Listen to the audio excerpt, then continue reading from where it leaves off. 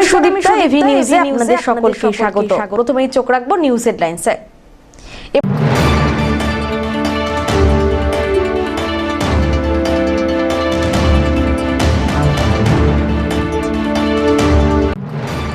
তিস্তায় জারি লাল সতর্কতা, পাশাপাশি জলপাইগুড়িতে জারি হলুদ সতর্কতা। অবিরাম বৃষ্টিতে ব্যাহত স্বাভাবিক জনজীবন।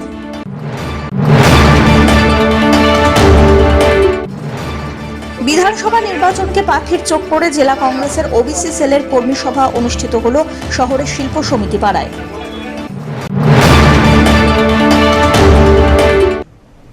এবার আসছি বিস্তারিত সংবাদে।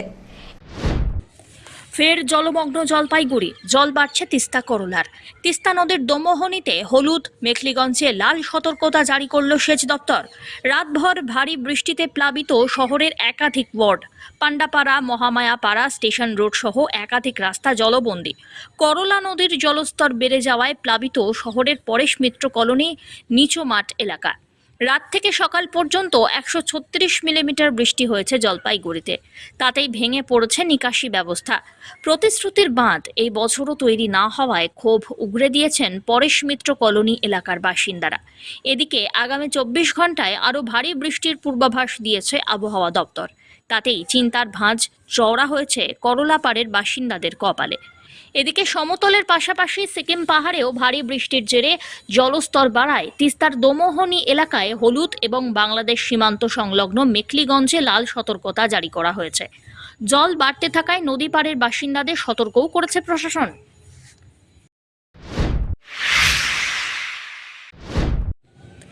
করলার জলে প্লাবিত জলপাইগুড়ি শহরের 25 নম্বর ওয়ার্ডের পরেশ মিত্র কলোনি এলাকা। ঘরে ঘরে জল, ঘরবাড়ি ছেড়ে ফ্লাড শেল্টার কমিউনিটি হলে এসে আশ্রয় নিয়েছেন দুর্গত এলাকার বাসিন্দারা। আপাতত শুকনো খাবার, রাত্রিবেলায় রান্না খাবারের ব্যবস্থা করা হচ্ছে বলে জানিয়েছেন স্থানীয় কাউন্সিলর পৌশালী দাস। দুর্গত এলাকা ঘুরে দেখেন জলপাইগুড়ি পুরসভার কাউন্সিলর তথা বিপর্যয় মোকাবিলা দলের দায়িত্বে থাকা স্বরূপ মণ্ডল। প্রয়োজনে স্পিডবোট, নৌকা নামিয়ে মানুষজনকে উদ্ধার করে আনা হবে বলে জানান তিনি। কি ব্যবস্থা রয়েছে?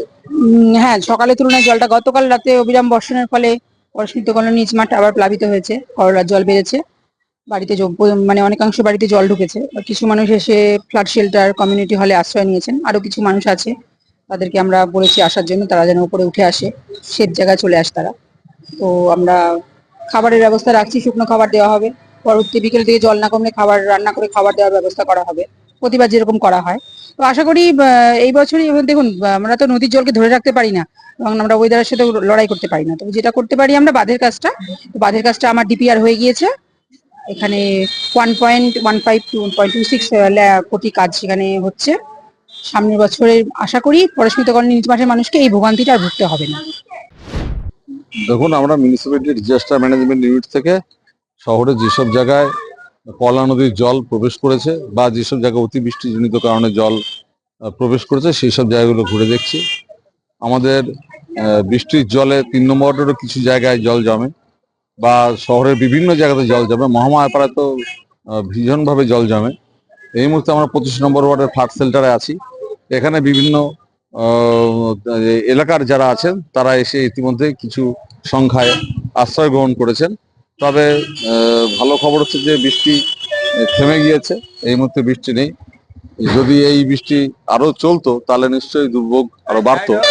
আমরা প্রাকৃতিক দুর্যোগ চলাকালীন আমরা সবার কাছে এই আবেদন রাখছি, সকলের কাছে, যে জলপাইগুড়ি পৌরসভা ডিজাস্টার ম্যানেজমেন্ট ইউনিট কিংবা জলপাইগুড়ি জেলা প্রশাসন তৈরি রয়েছে আপৎকালীন পরিস্থিতি মোকাবিলার্থে।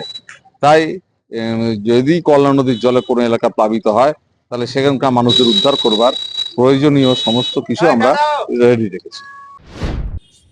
পিনাকি শিলের রিপোর্ট, এভি নিউজ।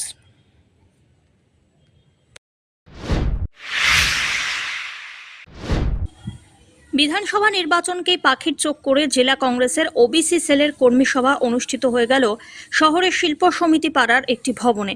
রবিবার এই সভার আলোচ্য বিষয় ছিল ওবিসি সেলের নতুন জেলা কমিটি গঠন। 2025-26 বিভিন্ন কর্মসূচির ঘোষণা সহ সাংগঠনিক আলোচনা হয়। এছাড়াও বিভিন্ন দাবি দাওয়া নিয়ে উপস্থিত নেতৃত্বরা বিস্তারিত আলোচনা এবং বক্তব্যের মাধ্যমে তুলে ধরলেন একাধিক বিষয়।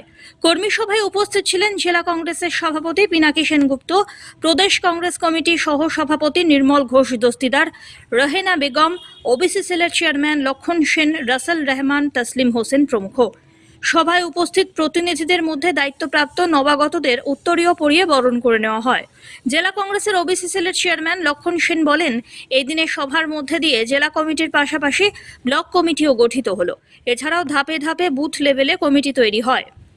তিনি আরও বলেন, 2024 সালের মধ্যে জিপি ওয়াইজ কমিটি গঠন, 2025 সালে ব্লকে ব্লকে কর্মী সভা, ওবিসির বিভিন্ন সমস্যা এবং সরকারের বঞ্চনা তথা বিভিন্ন সুযোগ সুবিধা সম্পর্কে ব্লক নেতাদের প্রশিক্ষণ দেওয়া, বাজারে এবং জনবহুল এলাকায় কিংবা মোড়ে মোড়ে পদযাত্রা এবং ওবিসিদের বঞ্চনা নিয়ে জনজাগরণ গড়ে তোলা হবে।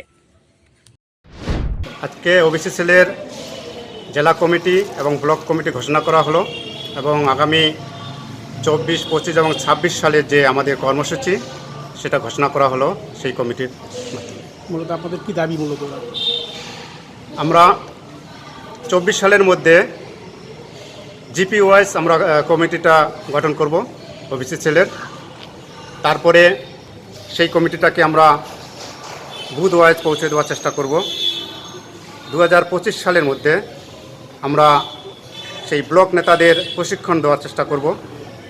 আমাদের যে বিভিন্ন সমস্যা বা সরকারি যে সুযোগ সুবিধা কোথায় গেলে পাওয়া যাবে সেই বিষয়ে, এবং সরকারি যে বঞ্চনা, যেমন 5 লক্ষ ওবিসি সার্টিফিকেট সরকারের তৃণমূল সরকারের অপদার্থতার জন্য পশ্চিমবঙ্গে বাতিল হয়ে গেল, সেটার বিরুদ্ধে আমরা আন্দোলন গড়ে তুলব।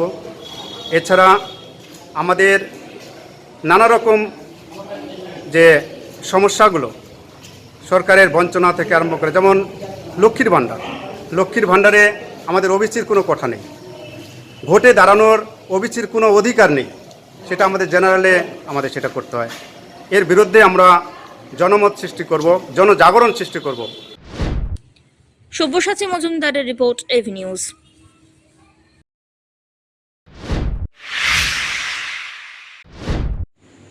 একটি হোটেলে দেহ ব্যবসা চালানোর অভিযোগে 3 যুবতী সহ মোট 6 জনকে গ্রেপ্তার করল নিউ জলপাইগুড়ি থানার পুলিশ। ধৃতরা সুমন কুমার চৌধুরী, রিতেশ কুমার এবং রাজীব রঞ্জন। প্রত্যেকেই বিহারের বাসিন্দা বলে খবর।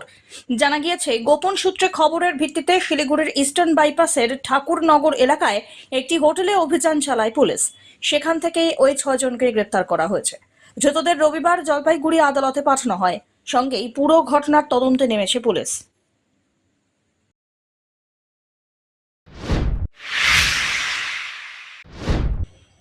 ড্রাগস অ্যান্ড ম্যাজিক আইনকে বুড়ো আঙুল দেখিয়ে শহরে চলা বুজরুকি রুখে দিল স্বেচ্ছাসেবী সংগঠনের সদস্যরা।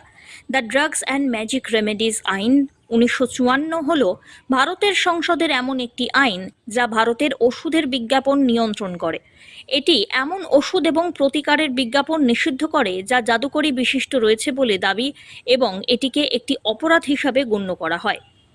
রবিবার জলপাইগুড়ি শহরের প্রাণকেন্দ্র কদমতলায় এক ব্যক্তিকে পায়রা, কিছু নকল সাপ এবং তাবিজ কবচ নিয়ে পথ চলতি মানুষের এই বলে প্রচার এবং বিক্রি করতে দেখা যায় যে এই তাবিজ কবচ ধারণ করলে বিষাক্ত সাপ কামড়ালেও কিচ্ছু হবে না।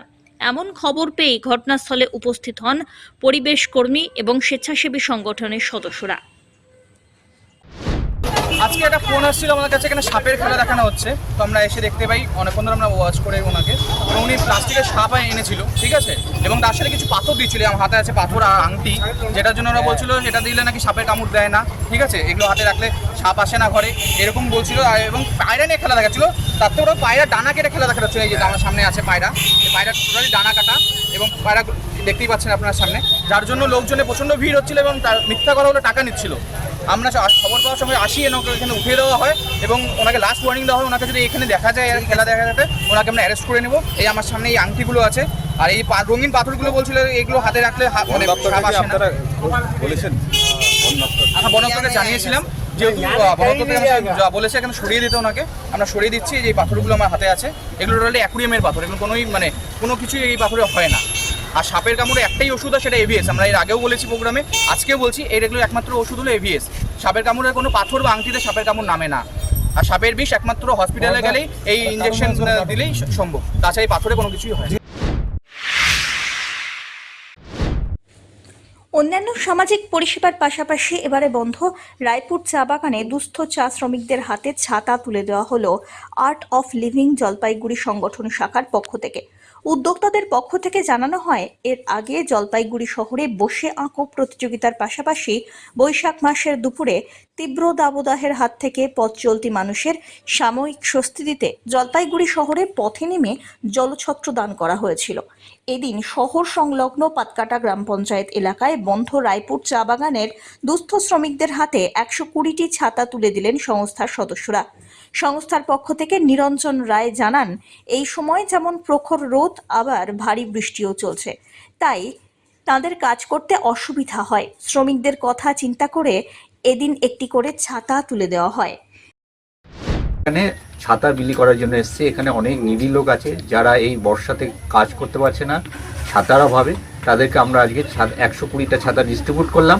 এবং আমাদের এই সংস্থা 186টা দেশে কাজ করে চলেছে বিভিন্ন রকম সমাজসেবা প্লাস যোগা। এই যোগার মাধ্যমে একটা মানুষ কীভাবে সুস্থ শারীরিকভাবে এবং মানসিকভাবে থাকতে পারে সেই প্রচেষ্টা আমরা করে যাচ্ছি। প্রত্যেকটি ঘরে ঘরে প্রত্যেকটি মানুষের কাছে আমরা পৌঁছানোর চেষ্টা করছি। এবং আমাদের বিভিন্ন সেন্টার রয়েছে এখানে, যারা হ্যাপিনেস কোর্স করছে তারা খুব ভালো আছেন। এবং আমরা প্রত্যেকটা গ্রামের প্রত্যেকটা প্রত্যন্ত যে গ্রামগুলি রয়েছে যেখানে মানুষ খুব নিডি, খুব দরকার তাদের কোনো একটা সাহায্য, আমরা সেখানে পৌঁছে যাচ্ছি। এবং আমাদের এটা সারা বছর ধরে চলে, শুধু আজকে ছাতা ডিস্ট্রিবিউশন নয়, আমাদের প্রত্যেক মাসে কিছু না কিছু একটা সেবামূলক কাজ আমরা করে থাকি। সব্যসাচী মজুমদারের রিপোর্ট, এভি নিউজ।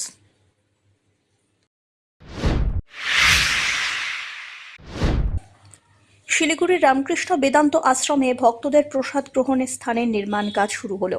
আশ্রম সূত্রে খবর, প্রায় 5000 স্কোয়ার ফিটের এই স্থানটি দ্রুত গতিতে নির্মাণ কাজে এগিয়ে চলেছে। উল্লেখ্য, আশ্রমে সারা বছর নানা উৎসবে হাজার হাজার ভক্তের সমাগম হয়। চলে সকাল থেকে পূজার্চনা, হোমযজ্ঞ, আরতি, প্রসাদ বিতরণ। আর এই হাজার হাজার ভক্তদের প্রসাদ বিতরণের জন্য ভালো বন্দোবস্তের লক্ষ্যে এগোচ্ছে প্রধাননগর রামকৃষ্ণ বেদান্ত আশ্রম। আশ্রমের সহ সম্পাদক স্বামী রাঘবানন্দ মহারাজ জানান, প্রায় 5000 স্কোয়ার ফিটের এই বিরাট জায়গা ভক্তদের প্রসাদ বিতরণের জন্য তৈরি হয়েছে দ্রুত গতিতে। এই জায়গায় মাথার উপরে পুরোটাই আচ্ছাদন। মন্দির উৎসবের দিনগুলি ছাড়া অন্যান্য দিনে অঙ্কন প্রতিযোগিতা সহ অন্যান্য গঠনমূলক কাজ করা নিয়ে ভাবনা চিন্তাও রাখা হচ্ছে।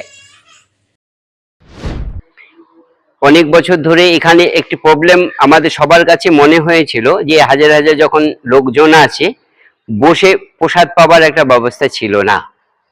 তো এইটা কিন্তু সবাই মিলে সহযোগিতা করেছে এবং সবার কিন্তু ভীষণ এটা আগ্রহ যে এই আশ্রমটি একটা বসে প্রসাদ পাওয়ার ব্যবস্থা হোক, এবং কন্ট্রিবিউশন কিন্তু সবাই মিলে করছে, যে যেমন পারে সেভাবে কিন্তু করে 5000 স্কোয়ার ফিটের একটা বসবার জায়গার ব্যবস্থা করা হয়েছে।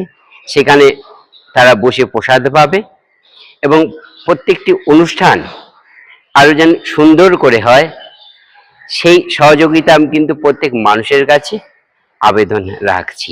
এটা কতদিনে শেষ হবে? ঈশ্বরের ইচ্ছায় এই যে প্রসাদের ঘরটি দ্রুত গতিতেই শেষ হবার ইচ্ছে রয়েছে। ঠাকুরের কাছে, ভগবানের কাছে প্রেয়ার এটা, কারণ সম্পূর্ণ কাজটা তার উপরেই নির্ভর করছে, কারণ তিনি এই মহৎ কাজটি তিনি করিয়ে নিচ্ছেন। তাহলেও গুরু পূর্ণিমার দিন এখানে যেহেতু এটা ওপেনিং না হলেও কিন্তু এখানে বসেই কিন্তু ভক্তদের প্রসাদ দেওয়া হবে। সব্যসাচী মজুমদারের রিপোর্ট, এভি নিউজ।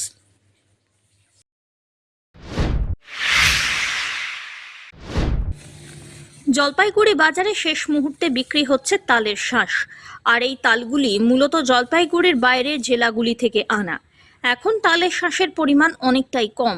শেষবারের মতো তাল শাঁস খাচ্ছেন শ্বাসপ্রিয় ভক্তরা। যদিও বিক্রেতারা বলেন এই বছর তালের ফলন অনেকটাই কম হওয়ার জন্য বাইরে থেকে শেষমেশ তাল এনে বিক্রি করতে হচ্ছে।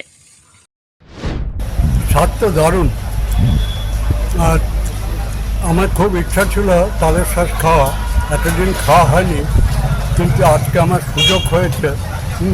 তালের শ্বাস দেখেই আমি তখন এলাম এবং খাচ্ছি। কত দাম নিল?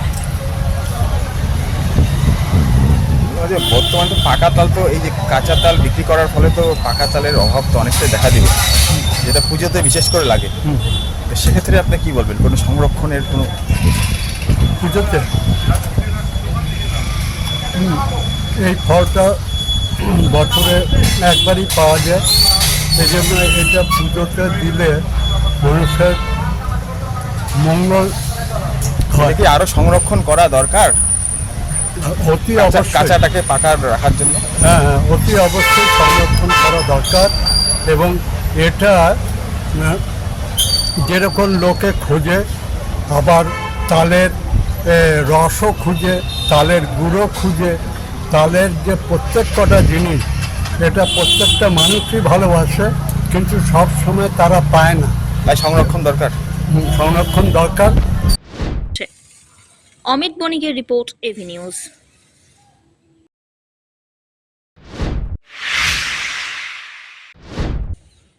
টি-20 বিশ্বকাপে ভারতের জয়ে উল্লাসে মেতে উঠল জলপাইগুড়ি শহর সংলগ্ন এলাকা। আতশবাজি ফাটিয়ে জয়ের খুশি প্রকাশ শহরবাসীর। জলপাইগুড়ি শহরের একাধিক জায়গায় লাগানো হয় জায়ান্ট স্ক্রিন। টি-20 বিশ্বকাপ ফাইনাল খেলা দেখতে ক্রিকেট প্রেমীদের উৎসাহ ছিল চোখে পড়ার মতো। এদিন জলপাইগুড়ি শহরের বোসপাড়া অপূর্ব সংঘের পক্ষ থেকে জায়ান্ট স্ক্রিন লাগিয়ে বিশ্বকাপ ফাইনাল খেলা দেখানো হয়। খেলাকে ঘিরে সকলের মধ্যে উত্তেজনা ছিল তুঙ্গে। ইন্ডিয়া জেতার পর বৃষ্টিকে উপেক্ষা করে সমর্থকরা উচ্ছ্বাসে ফেটে পড়লেন।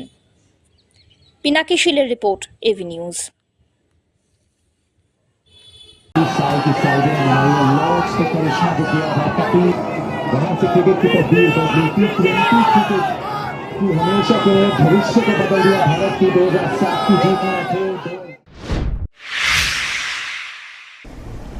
শেষ করবার আগে নিউজ হেডলাইন্স আরো একবার।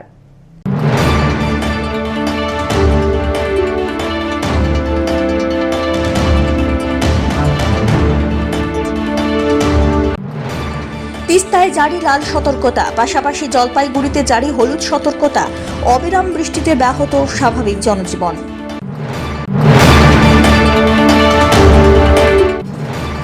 বিধানসভা নির্বাচনকে পাখির চোখ পড়ে জেলা কংগ্রেসের ওবিসি সেলের কর্মী সভা অনুষ্ঠিত হল শহরের শিল্প সমিতি পাড়ায়।